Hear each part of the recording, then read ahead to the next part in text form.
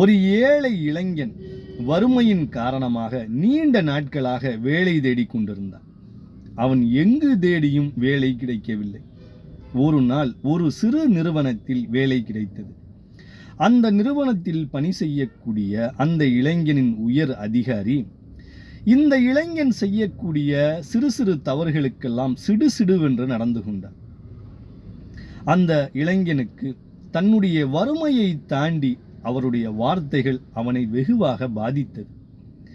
இந்த வேளையில் நம்மால் தொடர முடியாது, இந்த வேலையை விட்டுவிடலாம் என முடிவு செய்த அவன் தான் எதை செய்தாலும் தன்னுடைய ஆசிரியரிடம் கலந்து ஆலோசிப்பதை வழக்கமாக கொண்டிருந்தார். தனக்கு நடந்தவற்றை ஆசிரியரிடம் கூறினார்.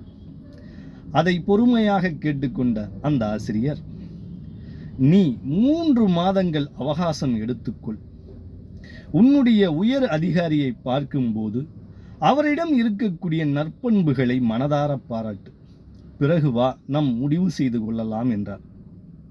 அதை கேட்ட அந்த இளைஞன் அப்படியே நடந்து கொண்டார். அந்த உயர் அதிகாரியை மறுநாள் பார்த்தபோது அவர் அணிந்திருந்த சட்டையை பார்த்துவிட்டு, நீங்கள் அணிந்திருக்கக்கூடிய சட்டை உங்களுக்கு மிகவும் நேர்த்தியாக உள்ளது என பாராட்டினார். மறுநாள் அந்த இளைஞனை அழைத்த அந்த உயர் அதிகாரி அவனிடம் ஒரு கடிதத்தை கொடுத்து, இதை டைப்பிங் செய்து கொண்டு வாருங்கள் என்றார். அதை பார்த்தபோது அதில் இருந்த ஆங்கில நடையை பார்த்த அந்த இளைஞன் அந்த கடிதத்தை திருப்பி கொடுத்தபோது, உங்களுடைய ஆங்கில நடை மிகவும் அழகாக உள்ளது என பாராட்டினார். இப்படியே 3 மாதங்கள் கழிந்தது. தன்னுடைய ஆசிரியரை சந்திக்க சென்றார். அப்போது அந்த ஆசிரியர், இப்போது இந்த வேலையை விட்டு விடுகிறாயா என்று கேட்டார்.